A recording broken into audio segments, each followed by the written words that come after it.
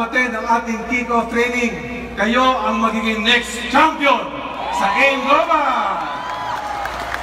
Pagkasabi nga sa kanila mo, I am a champion. Kailangan ramdam na ramdam mo, I am a champion.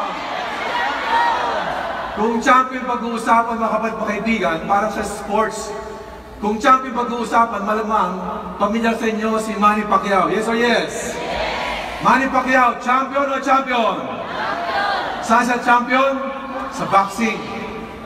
When it comes to boxing, what comes to mind? Pag Pilipino, Manny Pacquiao. Every time you travel, hindi lang sa buong Pilipinas, iba-iba mga bansa. Sa immigration pa lang po, kapag lumalapad kami, binibigyan namin yung mga passport namin, ang sabi nila, Pilipino? Manny Pacquiao? Ibig sabihin, ganun po kasikat si Manny Pacquiao. At kapag usapan naman po, pangalan ni David Beckham. Sikat ba o sikat na sikat? Champion ba? Champion when it comes to football or soccer. Efren Bata Reyes. Champion ba? Saan? Champion when it comes to billiard. Correct? Michael Phelps. Champion? Saan? Sa swimming. Who else? Serena Williams. Champion pagdating sa tennis. Okay? Who else? Tiger Woods. Champion din ba? Champion pagdating sa larong golf. Tim Cone. Champion. Magaling na coach. Just recently yung team niya nanalo po. Okay?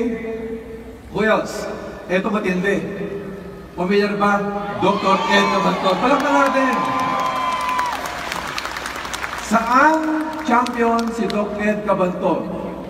Kung yung mga player po, yung mga athlete, nagiging champion yan, nag-entertain ng mga tao, ang ating board of directors po, Dr. Ed Cabanton, champion, hindi lang pang-inspire ng maraming tao.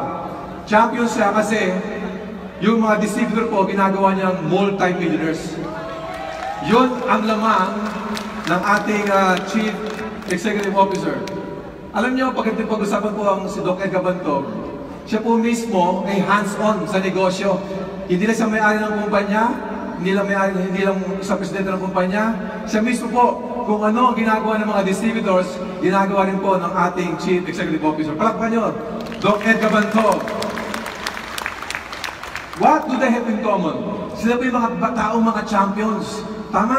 Just recently po, si Dr. Ed Cabanton, gina-awardan siya sa APEA or Asia Pacific Entrepreneurship Award. Siya po ay nawardan bilang isang best entrepreneur when it comes to direct selling. Palakpakan mo ulit yan! Yung mga top earners, mga uplines nyo, lahat yan ay champion. Champion sila at the same time, sila po ay nakapag-create ng maraming mga distributors, mga downlines nila na gumanda rin ng buhay. Hindi po sila basta-basta mga distributor lang. Sila po mismo ay tumutulong sa mga downlines na para maging champion din o maging multi-millionaires. Meron tayong board of directors, vice president. One good thing about sa board of directors at mga vice president, all of us, halos lahat kami, meron kami mga almost 20 years, 2 decades of experience as a networker. Combined experience ng board of directors at vice president, we have more than 100 years combined experience as a networker. Ibig sabihin, hindi kami basta-basta mga player lang. Kami po ay naging champion din, dis pagkamayabang, naging champion din kami sa industriya ng multi-level marketing. And that was the reason, kaya kami very excited, gigil kami, kasi alam namin, lahat ng mga distributors na maniniwala, susunod sa mga tinuturo ng mga board of directors at ang AIM Global Company, believe me, kayo ang magiging next champion sa AIM Global. What it takes to be a champion, hindi po biro yun. Bago maging champion ka, maraming mga preparasyon. Number 1, anong mga preparasyon ang ginagawa ng mga champions, ng mga athlete? Number 1, ginagawa nila, meron sila tinatawag na tapang or courage. Everybody say courage. Tapang o lakas ng loob. Wala ako nakitang isang atleta na medyo duwag. Kailangan malakas ang loob din nyo. Parang boxing. Sa boxing, hindi mo malaman kung sino kalaban mo. Sa katebang suntukan na aabutin mo. Malakas ang loob nila, they travel kahit saan lugar. malakas ang loob, may tapang. Tanong, ang mga networkers sa global, kayo ba'y matatapang? Hindi sapat na matapang ka. Kailangan may nataw tayong habits. Everybody say habits. There are two kinds of habits. Bad habits and good habits. Ang isang champion po, kailangan mayroong good habits yan. Kailangan mayroong discipline na sinasabi. Ang habits na disiplina na yan, yung tipong meron kang habit na every morning, gigising ka ng umaga. Mag-exercise, proper diet, maaga ang tulog, maaga ang gising. Habit o disiplina. Kahit ayaw na ng katawan mo, kailangan pilitin mo humataw na humataw, preparasyon para sa mga labang gagamitin ninyo. What else? May nataw tayong attitude. Everybody say attitude. Ano yung attitude? Ang mga atleta po, may mga magandang pag-uugali din po yan. Okay? Attitude, most athlete, Manny Pacquiao, example, magaling na boksingero. Totoo ba yun? Pero minsan, kahit siya magaling na boksingero, lahat ng mga players, meron niyang mga taong pinapakinggan. Yung kanilang mga mentors, yung kanilang mga coaches, na kahit na super galing nila mag-boxing, mag-tennis, mag-swimming. Every time sa business nila, ng kailang mentors o coaches, ito ang gawin mo. Ito ay adjust mo. Ito mga taong to ay willing mag-humble down para sundin ang mga mentors nila o coaches nila. What else? Kailangan pala ang isang atleta motivated din. May mga athlete po na una, ginagawa mo yan para sa pangalan mo, para sa mga prizes, sa mga plaque o recognition. Pero dapat ang motivation din po ng mga players, ginagawa nila ang sports na yon para ipagmalaki sila o ipagmalaki nila ang kailang countries. Totoo ba yun? Kailangan meron silang pinagugutang motivation at kailangan very, very passionate sila. When it comes to passion, iba tipong every time na kayong pagsuntukan. Meron isang interview po si Manny Pacquiao na sabi niya, gusto ko sana mag-retire. Kaya lang hinahanap pa ng katawan ko yung pakikipag-boxing. Para bang passion ka na to? Imagine nyo naman, super yaman na Manny Pacquiao. Pero until now, hinahanap pa rin niya ang boxing because it is his passion. Integrity. Hindi po sapat na magaling ka lang. Kailangan meron kang integridad. Ang isang sportsman, kailangan maganda ang pangalan niya, pinapangalagaan niya ang kanyang karakter. And next, being optimistic. Wala akong nakita na champion, na player, na kapag lumalaban siya, ano kaya? Mananalo kaya ako? Ang mga boxer po, pag may mga laban niya, yung mga athlete, pag may mga laban niya, the moment mag-umpisa ang laban, dideclare ka nila, mananalo ako. Kayo ba'y nakakita na ng isang player na mukhang hindi ako mananalo sa laban na ito? Walang ganon. Karamihan ng mga atleta, the moment meron silang laban, dideclare nila, they're very optimistic, mananalo ako. I still remember yung kwento ni Muhammad Ali. Muhammad Ali, pamilyar mo ba? The late Muhammad Ali, the greatest fighter of all time. Alam niyo kano sa optimistic? Kapag may laban siya, mina-mindset niya sarili niya na mananalo siya. At i-declare niya sa buong mundo na mananalo siya. Isigaw niya, I am the greatest fighter of all time. At pag meron sa kalaban, hinaharap niya yun. Alam mo sabi niya, I will knock you down on the 4th round. Very optimistic. Kiniklaim niya na kaya niyang i-knock out ang kalaban niya on the 4th round. The moment siya sabi niya, very optimistic siya, narinig ng mga tao. So pag dumating na yung laban, ang sabi ni Muhammad Ali, I will knock you down on the 4th round. So nung first round na, sundo ka na, bang, bang, bang, bang, bang. Sabi ng mga tao, first round na. Malapit na yung second round. First round na. Si Muhammad Ali, first round na, naka-mindset siya. Second round na. Yung mga tao, second round na. Sabi ni Muhammad Ali, konting round na lang. Suntok pa na suntok, third round na. Alam ni Muhammad Ali, on the 4th round, babas ang kalaban niya. Naka-mindset si Muhammad Ali, optimistic siya, na mananakot niya kalaban niya. Pati ang mga tao, nag-aabang on the 4th round, babas ang kalaban. Optimistic si Muhammad Ali, pati ang mga tao, optimistic sila na mananakot ng kalaban niya. Ang matindi, pati yung kalaban ni Muhammad Ali. Grabe, 4th rounds na, babagsak na ako. And true enough, on the 4th round, minsan, babagsak ni Muhammad Ali ang kanyang kalaban. Be optimistic. And never give up. Everybody say, never give up. Ano yung mga atleta na yan? Kahit pagod na, ang sakit na ng katawan nila. Practice pa rin, minsan natalo, nabangon, laban ulit. They never give up. And last, there's what we call sacrifice. Everybody say sacrifice. Minsan, ang nakikita mo sa mga atleta, yung trophy nila, yung kanilang winning moments, pero hindi mo nakita kagano sila nagsakripisyo para maging isang kampiyon. Nagsakripisyo sila na kahit mawalay sila sa kanilang pamilya, nagpa-practice, nawawalay sa mga anak nila o sa asawa nila, practice ng practice, sakripisyo. Minsan, itong mga athlete na to, may mga okasyon sa bahay nila, inibita ng mga barkada nila, ano sabi nila? Huwag muna ngayon, may practice pa ako eh. Mas priority ko pa yung sports ko compare sa ating mga, may mga gimmick-gimmick natin. Mga kaibigan, bakit dito ko inumpisahan ang topic ko? Being a champion. Kasi pag champion pag-uusapan, hindi po basta-basta o biro maging isang kamyonato. Iko-compare mo ngayon yan sa pagiging networker. Are you with me? Now, talaga bang gusto nyo maging champion? Guys, what it takes to be a champion? Number one, everybody say courage. He who is not courageous enough to take risk will accomplish nothing in life. Kailangan meron kayong tapang na minsan para maging posible, pwedeng maging gawing posible. Yung mga imposible, pwedeng gawing posible. Ganun kayo katapang. Ang isang networker, anong tapang dapat meron kayo? Once mag-join ka sa Global, ang sabi natin, para makapag-create ka ng malaking income, kailangan nyo mag-create ng huge network. At para makapag-create ka ng huge network, dapat sa katerbang OPP, one-on-one, home party ang dapat nyo gawin. Totoo ba yun? At magagawa mo lang yan, kung meron kang lakas ng loob o tapang, kausapin kahit sinong tao. Kahit saan magpunta.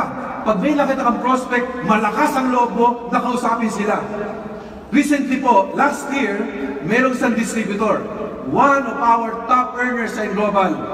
Ako po'y nagulat, gano'ng katapang ang taong to. Kung alam niyo pa Papua New Guinea or PNG, pamilya ba yung PNG? Sa PNG po, isa sa pinakamalakas nating bansa na humahato talaga. Marami nakapag-create ng milyonaryo sa PNG. Maraming mga distributors, top earners, nagpunta sa PNG. At nung nagpunta ng PNG, bumulos ako mga check-in nila. Merong isang distributor. Kami po yung nagulat. Kasi po habang naging meeting ang mga board of directors and vice president, bigla po may nag-chat kay Doc Ed. Sabi nung nag-chat kay Doc Ed na pages, Doc, grabe! Si ganito, humahataw. O di ba humahataw? Nag-e-NDO po. English. Siyempre, PNG. English. Tama ba yun? Almost 2 hours po ang kanyang NDO. 2 hours presentation. Punong-puno ng tapang. Tama? Sabi ni Doc Ed, i-video mo. Ang ginawa nung kaibigan niya, binidyo, isinat ni Doc Ed. Kung mapapansin mo, siyempre, ang mga Pilipino po minsan, talagang tanggap natin, maraming mga tao hindi kagaling sa English, mahina sa mga grammar, pero ang lakas ng loob ng taong to, nag-NDO. Baliw na baliw po yung mga audience niya. Ang pangalan po ng taong to ay Mr. Louie Gascon. Palapakan mo si Louie. Bakit? Hindi po biro yun. First time sa PNG, nag-NDO ka agad. Kaya pala si Louie Gascon, naging multi-millionaire sa Global. The same thing sa mga apples ninyo. Parang kayo din. Kaya kayo nakakapag-create ng huge network, kumikita kayo, kailangan malakas ang loob nyo, may tapang kayo. Ladies and gentlemen, yung kick-off training natin sa mga first-timer, kung talagang gusto niyo maging successful sa Global at maging champion, ngayon pa lang, lakasan mo ang loob mo. Pakisabi sa tayo mo, lakasan mo ang loob mo! Courage! What else? Pero minsan, siyempre, kapag tapang ang pag-uusapan, minsan maiilang ka eh. Lalo kapag first time ka sa Global, maiilang ka. Tama, hindi ka sanay. Pero wala kayong choice. kailangan masanay kayo na mag one-on-one. Masanay kayo mag-OPP.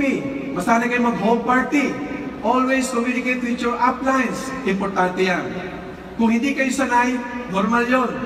Lahat ng bagay, kapag first na mo ginagawa, medyo nakakailang yon. Pero you have to change. Maraming mga tao, after joining in Global, gusto maging successful. Gusto maging milyonaryo, pero wala namang ginagawang pagbabago. Tulad ng ano, pag-attend lang ng kick-off training, hindi magawa. Pagyaman pa kaya? Masabi nila, ano na namin yan eh. Guys, kailangan may pagbabago kayong gagawin. Ano ang sabi natin? Ano ang meaning ng insanity? Kung bakit maraming mga distributors, minsan nag-Facebook, umaangal. Nag-join ako sa Global eh. Wala naman nangyari. Ba't walang nangyari? Walang ginawa. Ba't walang ginawa? Hindi sanay umattend ng mga seminar. Hindi sanay kumausap ng mga prospect. Guys, we have to change. Everybody say change. Insanity. Yung mga tao nag-expect ng maganda resulta. Ano ang ibig sabihin ng insanity? You are doing the same thing over and over again and yet you're expecting different results. Ngayon pa lang, kung meron kayong lakas sa loob, tapang na magbago, sundin ang mga top earners, gawin ang tamang sistema, guys, believe me, wala kayong choice. Kayo ang next na magiging milyonaryo sa Global. What else? Meron po tinatawag na habit. Everybody say habit. Winning is a habit. Kapag isang atleta ay sanay manalo, nagiging habit niya na yan. Hindi makatanggap na matatalo siya kasi habit niya rin eh. Winning is a habit. What's your thoughts? They become your beliefs. What's your beliefs? They become your words. What's your words? They become your actions. And what's your actions? They become your habits. What's your habits? They become your character. Everything mag-upisa sa sarili mo. Sa mga pang-araw-araw na ginagawa mo. Lumalabas ang ugali ninyo.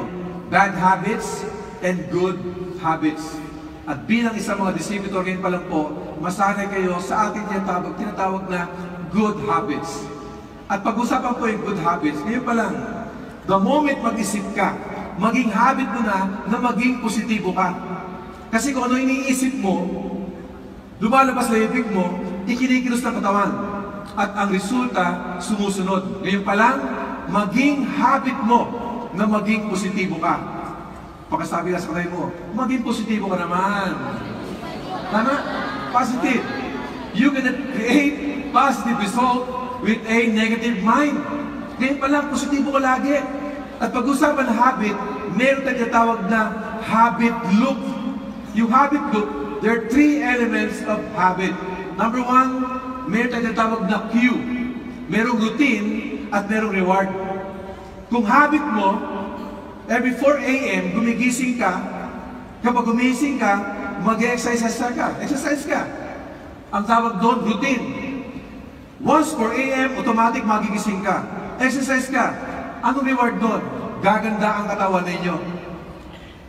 Kung pag-usapan natin ang networking, ang A-Global, we believe na marami rito ngayon ang mga first-timer.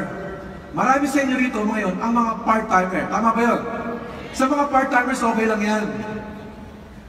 Paglabas ko ng opisina, okay lang po yung partner. Pero minsan, paglabas ng mga opisina ng mga part-timers, instead na mag-A-Global, ginagawa, uy, 7 o'clock na.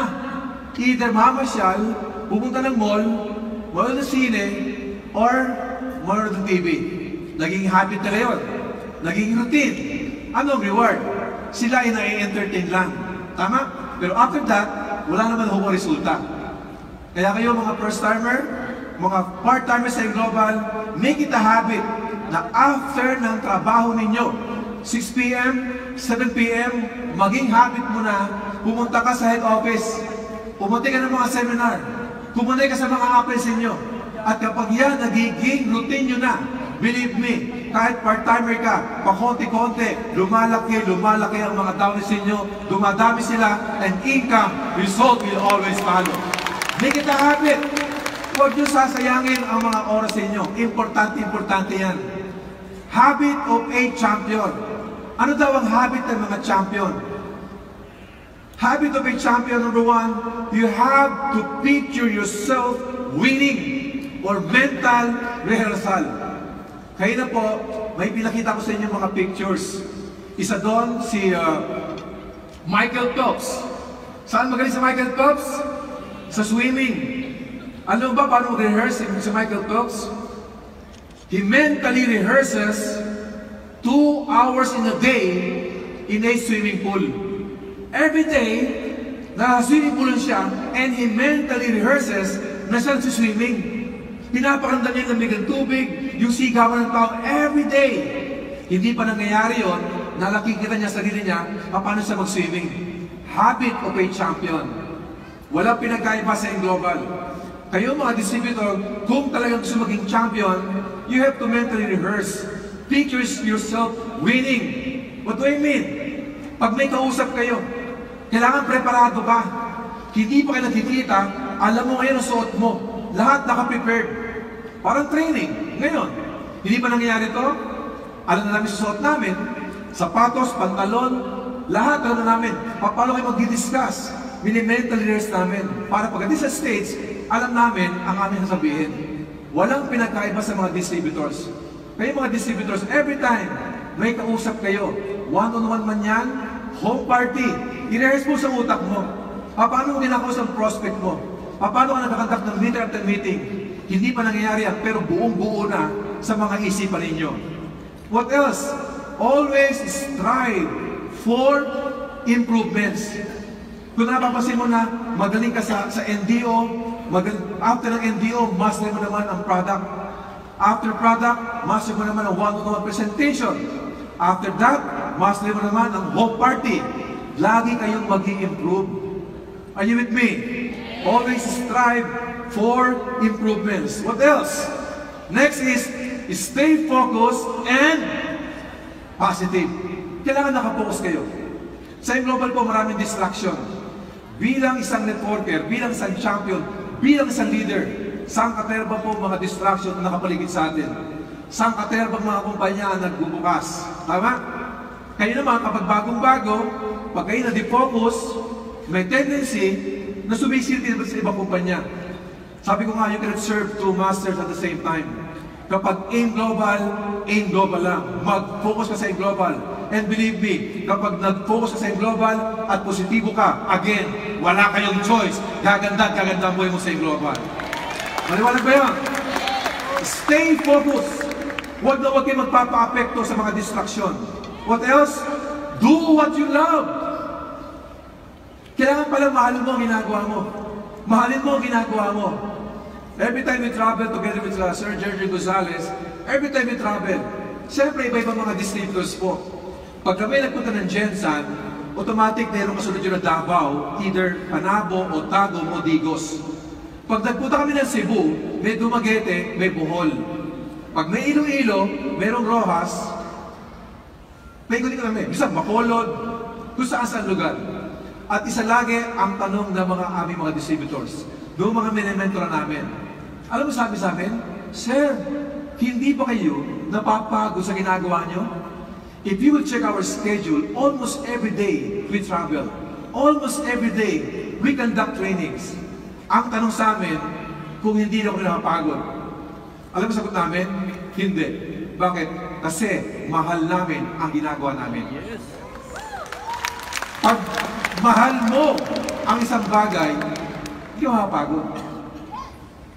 Mahal mo dapat every time umati ka ng mga trainings, every time mayroong OPP, mayroong trainings, dapat mahal na mahal mo yan. Pag mahal na mahal mo yan, you will never get tired. Do you agree?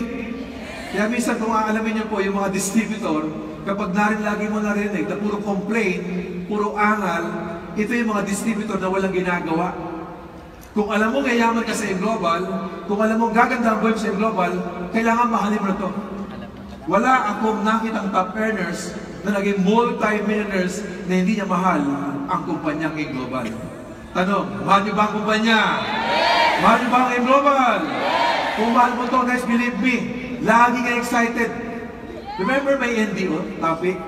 Tanga, pag mahal mo isang bagay, you never get started. Para mag-shota, Ang magsyota, sino kwento? Ang magsyota, kapag 1 week pa lang magsyota, they're very excited, in love na in love. Magkasama ng umaga, tanghali, hapon, gabi, hindi napapagod. Kahit naglalakad lang sila, holding hands, chup-chup mwa-mwa. Walang kapaguran. Kasi in love sila sa isa't isa. Guess ba ako? Yung tipong, siyempre, in love na in love yung lalaki, tapos yung girlfriend niya, gusto na ihalin sa bahay, sabi ng lalaki, oh sweetheart, good night na, kailangan mo na umuwi. Kasi maghapon tayo magkasama. Magpahinga ka na. Anong sabi ng girlfriend niya? Mamaya na. Mimiss kita eh. Papasyo. Ano sabi ng lalaki? Oo naman. Alam ko miss mo ako, pero gabi na eh. Kailangan mo na magpahinga. Maghapon tayo magkasama. Ano sabi ng babae? Love mo ba talaga ako? Oo naman, love na love kita. Kaya nga pinagpapahinga na kita eh. Kung love mo ako, pati mo sila sabi. Ang arte, di ba? Kung mahal na mahal kita. Kaya kung mahal mo ako, you say, I love you. Di ba? Iba naman, oh, I love you, mahal na mahal kita. Ano ang pangalan mo? Dapat alam yung pangalan, di ba? Pag mahal na mahal, sige na, uwi ka na. Yung bahay ng babae, eto lang. Yung bahay ng lalaki, ayan lang. Magkatapat lang. Bakit? Kasi in love. Pag namamasyal, ayaw maghiwalay. Kapag in love, kapag tumatawid, sino ang nasa danger side? Yung lalaki ba o yung babae? Babae? Lalaki nasa danger side. Nakahawak pa sa braso. Dahan-dahan, darling. Baka matyaga-tyagaan ka. Uy, may bato. Sandali, may bato. In love kasi. Pag kumakain, babae nakaupo, lalaki umu-order. Tama? Kasi in love. Pag nawawala yung love, gusto ayaw na magkita. Pag umu-order sa restaurant, muna umupo lalaki. Kasi nawawala pagmamahal. Ang game global, ganun din.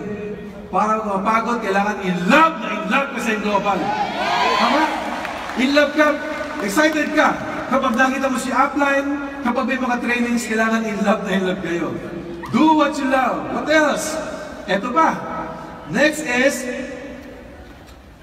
learn from setbacks.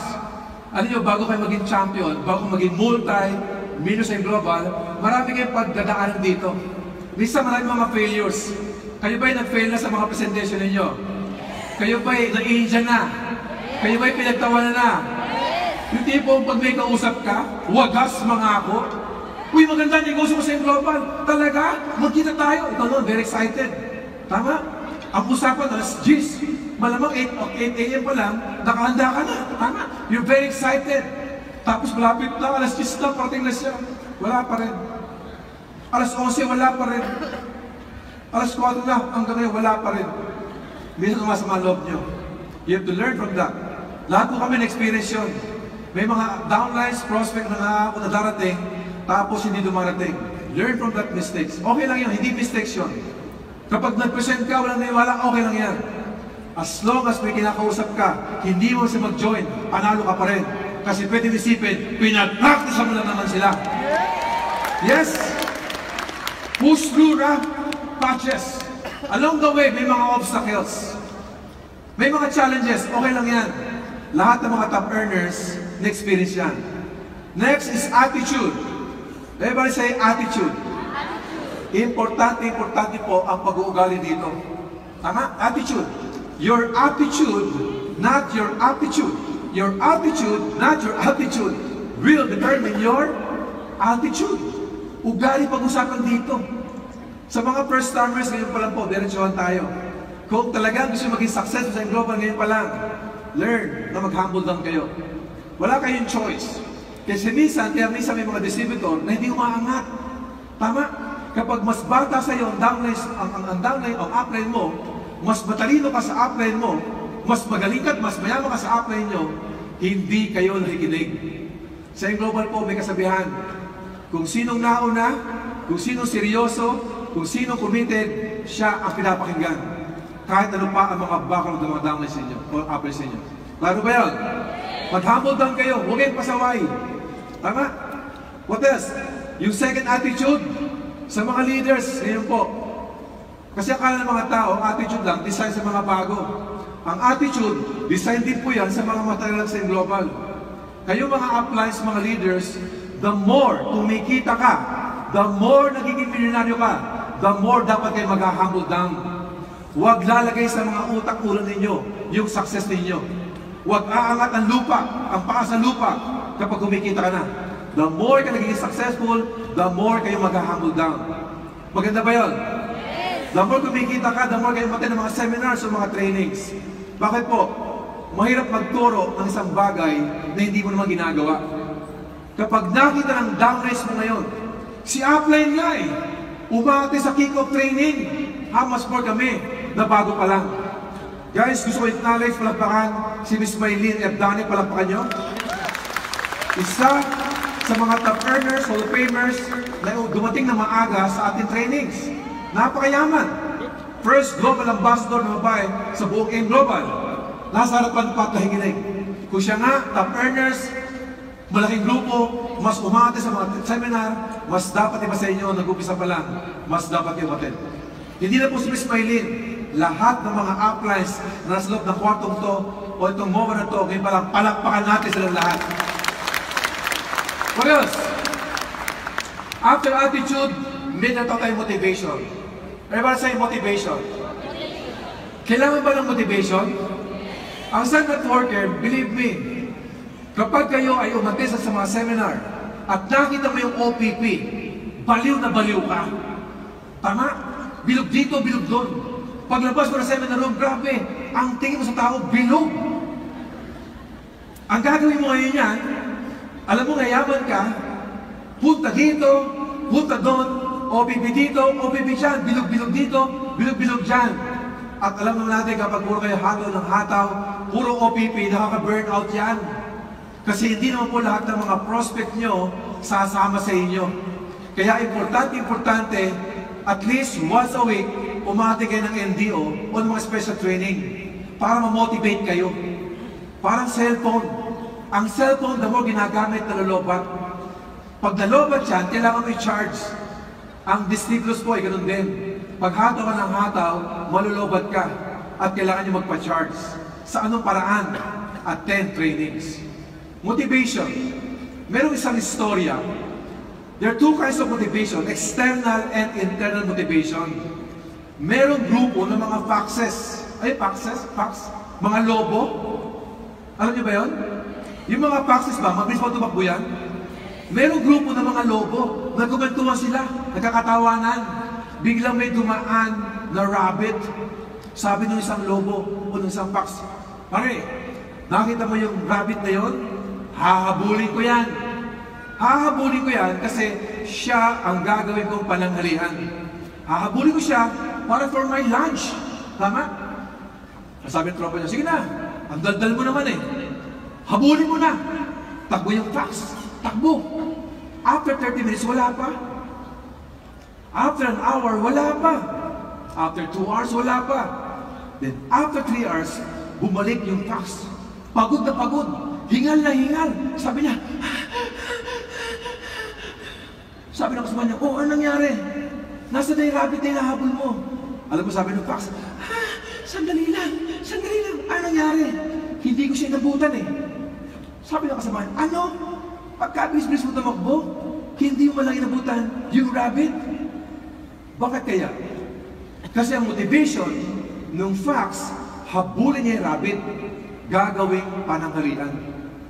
Samantaling yung fox o yung rabbit, iba ang kanyang motivation. He is running for his life. Iba ang kilos kapag buhay ang nakataya. Do you agree? Sino ang mabilis tumakbo? Yung bang nangahabol ng taga o yung hinahabol ng taga? Kasi kapag inabutan, patay kang bata ka. Ang ingloba ganun din. Kung bakit magtataka ka, the same presentation sa marketing plan, the same company, the same products, maraming umaattend, pero hindi lahat nagiging successful. Kasi iba-iba ang kailang motivation. Iba dyan, gusto lang kumita ng 10,000, Iba dyan, 50,000 lang. Iba naman, namomotivate lang kapag may mga company events. Tama? Tulad ngayon. Magmula ngayon hanggat mamaya, Vice President Georgine Gonzalez at ang tatlong board of directors, believe me, after this training, this kick-off training, lahat kayo motivated. Pero ang iba dyan, ma-shake lang ang utak, wala nang motivation. Tama? Kapag motivation pag-uusapan, kaya sa motivation, kapag nakita mo ng mga awardings, bagong MC, bagong GA, may mga Directors Club member, motivate kayo. Iba sa'yo sumisigaw pa, yes! Next time, ako naman! Naambunan lang. Wala na. Sinabihan lang ng nanay, ng asawa, ng girlfriend, walang kwenta yan. Nawala ka na rin. Every time meron training, ako na kasunod. Kung nagawa nila, kaya kong gawin. Mangingay. Minsan po sino mangingay, yun ang mabilis mawawala. Are you with me? Motivation. Pumatay ka ng profit sharing. Hindi po biro, almost 5 million na profit sharing. Ilang libo ang umaten. Sumigaw. Kami na ang kasunod sa profit sharing. Kami na ang kasunod sa US Travel Incentive. Na traffic lang. Wala na. Anong motivation dapat meron kayo? Kailangan kayo lahat ay internally motivated. Palapakan nyo muna ang AIM-1 Dragon. Isa sa pinakamalaking grupo ng AIM Global. Hindi lang po sa Pilipinas, kundi sa iba't ibang mga parte ng mga bansa. Bakit naging successful ang pamilyang to? Ano ang motivation ni Beth at ni Mon Alburo? Ito po magkasama ko yung naging negosyante, bumagsak, nagkautang-utang, at dumating pa yung moment na halos yung kanilang bahay isinasara na nung kasera, patawag doon. Walang pambayad sa renta. Nung dumating ang AIM Global, sabi nila, this is the right opportunity para sa ating pamilya. Ngayon po, si Mon Alburo, AIM-1 Dragon, isa sa pinakalang grupo. Lahat sila, buong pamilya, very successful. Kapag in-interview mo itong pamilya na ito, ang sabi nila, ang AIM Global ginagawa nila dahil sa pagmamahal sa kanilang pamilya. Lahat silang motivated. At lahat ng mga downers nila, naniniwala sa kanila, ang goal nila, ang motivation nila, kung sila naging successful, ang next goal, maging successful din ang lahat ng mga downers nila. Hindi lang po ang AIM-1 Dragon. Lahat ng mga uplines, yun po dapat ang inyong maging motivation. Next, magkasamang Flor at Ted Andales. Mga negosyante rin, empleyado rin, wala nangyari, na bankrupt, pumataw sa AIM Global, gumanda ang buhay. Who else? Pamilyang Tare, Annette at Ed Tare, Tagbilaran, Bohol. Palapan ulit yung mga taong yan.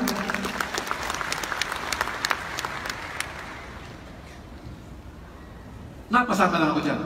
Anyway, kung mapapansin mo, lahat ng mga naging successful sa AIM Global, sa negosyong to, kapag tinanong mo, normal yun eh. Di magtatanong eh, Sir, paano maging successful sa AIM Global? Didiretsuhin kita. Paano ginagawa ang AIM Global ay napakadali. Madaling aralin ang marketing plan o ang produkto. Pero bago mo tanungin kung paano ginagawa, dapat tanungin mo sarili mo. Bakit mo kailangan gawin? The how will always follow if you know your why. Do you agree? So ngayon pa lang, gusto kong mindset ka. Mag-AIM Global ka, hindi lang para sa sarili mo. Mag-AIM Global ka dahil sa pagmamahal sa pamilya mo. At kapag pamilya mo ang nakasalay, believe me, doon ka huhugot ng motivation.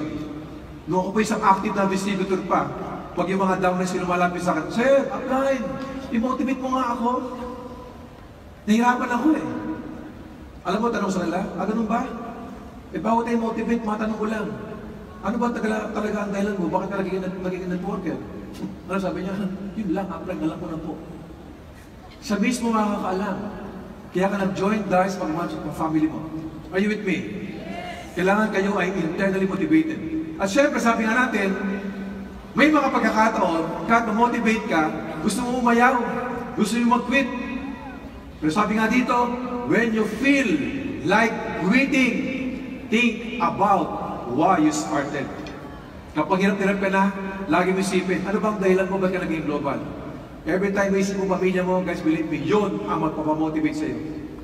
And motivation is like taking a bath. It should be done every day. Like and mag-motivate, read positive books, communicate with your uplines, attend trainings. Yung po magiging paraan para lang kayo motivate. Are you learning? After motivation, everyone say passion. And when we talk about passion, Joseph Lim po, ang isa sa mga Hall of Famer natin, #1 networker sa buong mundo. Palakpakan Joseph Lim. Gaano ka-passionate si Joseph Lim? Doon magkita kami ni Joseph Lim, napakayaman na. Pag magkasama kami, ang pinag-usama pa rin, networking. Downlines niya, programa niya, upline. Paano po kaya makakatulong sa AIM Global? Imagine mo, siya na yung top earner, nag-isip pa siya, paano pa daw makakatulong sa AIM Global? Tama? Hindi lang po mga downlines siya, kundi buong pamilya ng AIM Global. He's very passionate sa business natin. Passion gives you drive to go on. Passion pushes you to learn more. Tama?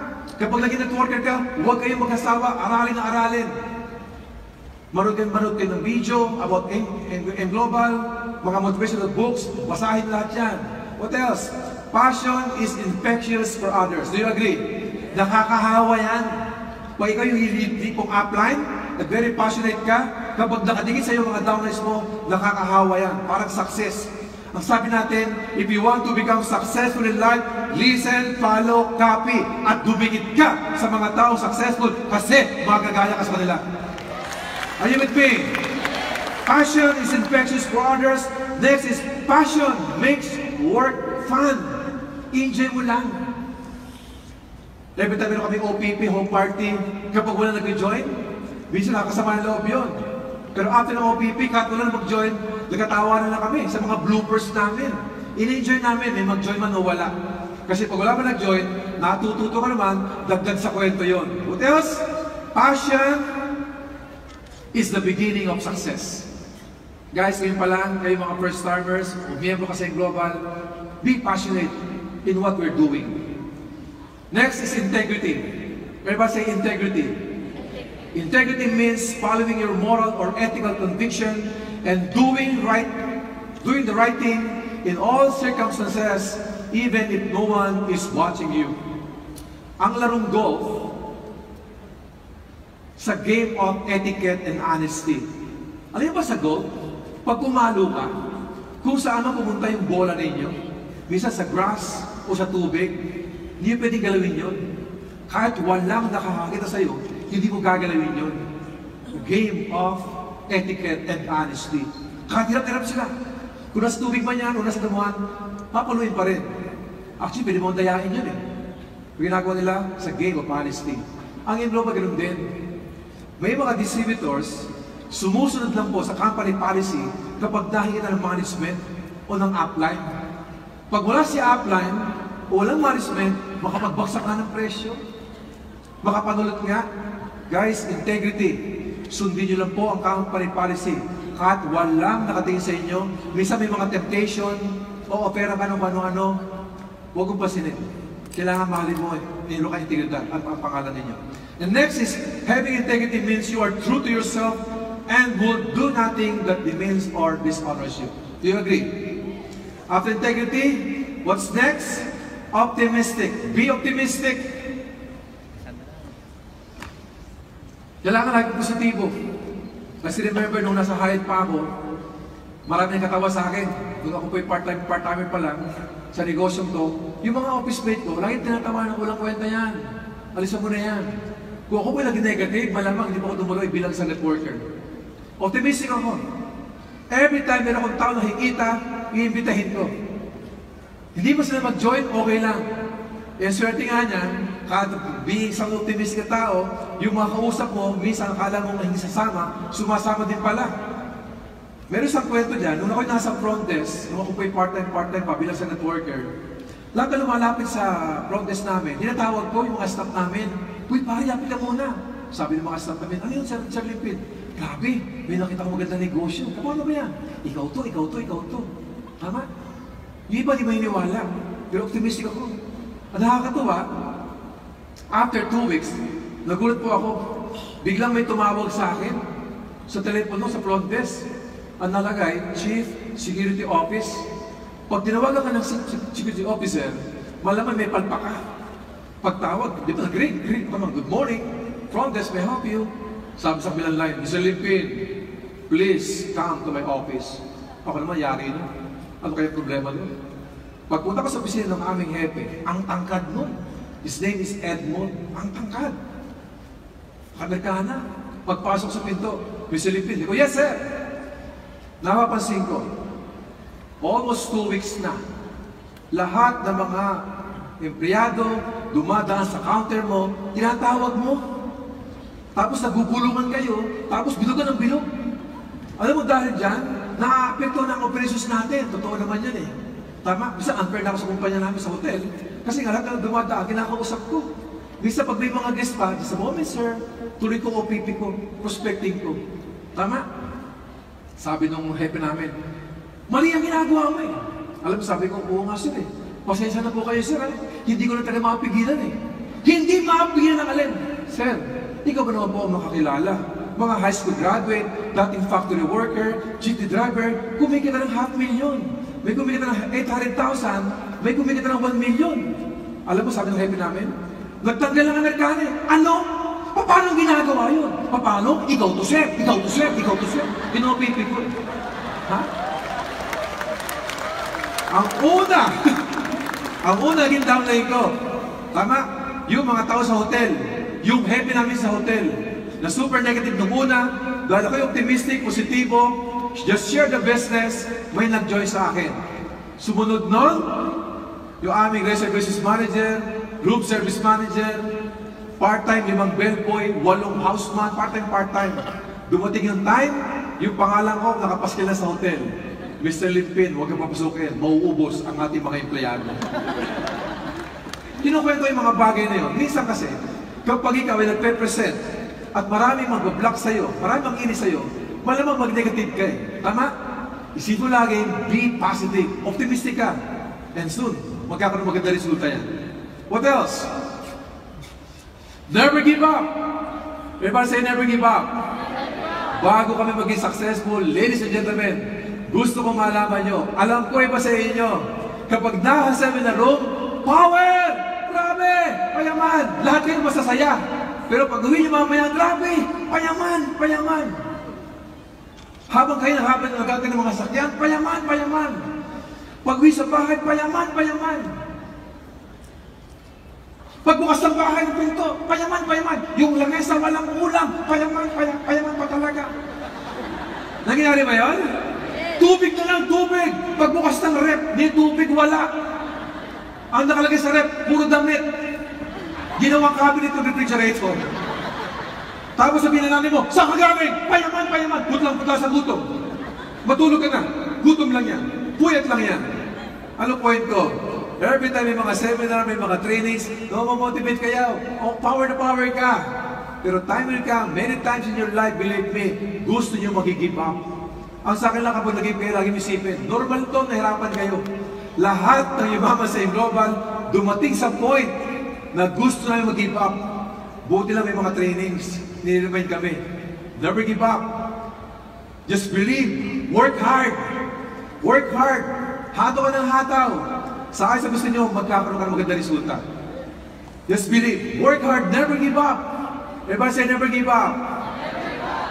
Kapag never give up pag-uusapan, isa sa mga hinanga akong tao, yung kumpare ko, yung kaibigan ko, yung kapartner ko sa Global. His name is Jordan Gonzalez. Palak mo si Jordan Gonzalez? Guwapo? Macho? Hindi lang guwapo. Hindi lang macho. Napakagaling na leader. Trainer. Motivator. Tama? Pag naglabas, kung ano sinasabi ng mga ibig niya, talagang mawabaliw ka. Yung tipong patay ka na, mabubuhay ka pa. Ganun ka rin si Jordan Gonzalez. Tama? Ang tindi ng taong yan.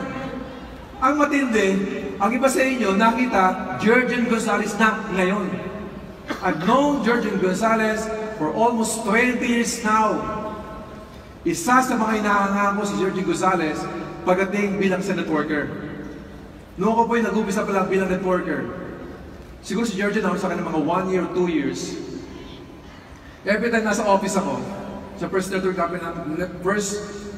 company namin, pag wala akong mga downline, nakikita ko kay Jurgen, kasi laki ng grupo niya. Tapos lagi merong mini-meeting after meeting. Eh sabi ng mentor namin, dumikit ka sa taong mga galing. So si Jurgen Gonzalez, kapag nag-meeting after meeting, dumidikit ako sa kanya. Nagkapakilala ko, ako, friend Jurgen, pwede makipag-share mo na sa meeting after meeting mo? Eh ba yung suplado pa ng una? Magano sa akin, sige, okay lang. So Jurgen Gonzalez, we have the same upline. Prospect po tayo, Arnelin Pin po pangalan ko. Okay lang. The following day, may meeting after meeting si Jurgen. Sir Jurgen, friend Jurgen, Arnelin Pin po. Pwede makashare sa meeting after meeting. Suplado eh, okay lang. Third day, Sir Jurgen, pwede po makashare sa meeting after meeting mo. Okay lang. On the fourth day, fifth day, Sir Jurgen, Arnelin Pin, di ba? Gusto mag-share dito. Guys, ang sabi natin, dumikit sa taong successful. Ako po ay dumikit kay Sir Jurgen Gonzalez. Naging magbarkada kami, naging magkaibigan kami. Hindi ko na malayan, nag-qualify kami sa profit sharing pareho, nakasama kami pareho sa Amerika. Until now, for 20 years. Bakit ko ito sa inyo yan? Jurgen Gonzalez, very famous pag-uusapan networking business. Hindi lang po ay global ang nanonood ng mga trainees niya, pati ibang kumpanya. Ganun magaling. Bakit may picture? Kung nakita mo si Jurgen Gonzalez ngayon, ha? Bako ba? Ngayon lang yan! Jurgen Gonzalez, lapang natin.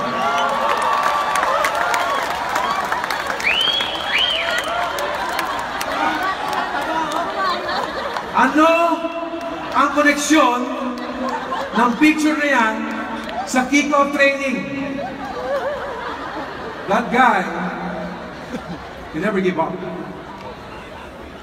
Magkasama pa kami sa condo. Nasa 26 floor siya, nasa 36 floor ako. Jurgen Gonzalez po kaibigan, gaano ka-discipline? Mag-weights. Putlang-putla na, bubuhat pa. Hinihilig ang mga katawan, buhat. Di ba mga tao, hanga kay Jurgen. Pero bago maging Jurgen Gonzalez yan, bago lumang katawan, sang katerba. Minsan, gawin ito kami. Sabi niya, bro, parang gusto nang mag-give up. Kasi sakit eh. Napaka-stricto nung trainer ko. Nung kanyang tuturo sa kanya, di ba? Pero sabi, gusto mo lang ba katawan mo eh? Sige pa, hataw ka pa, hataw ka pa. Kaya pala maganda ang katawan ni Jurgen Gonzalez. Bilang sa networker po, nakita ko si Jurgen, paano mag-build a network. Puyat, pagod, gutom.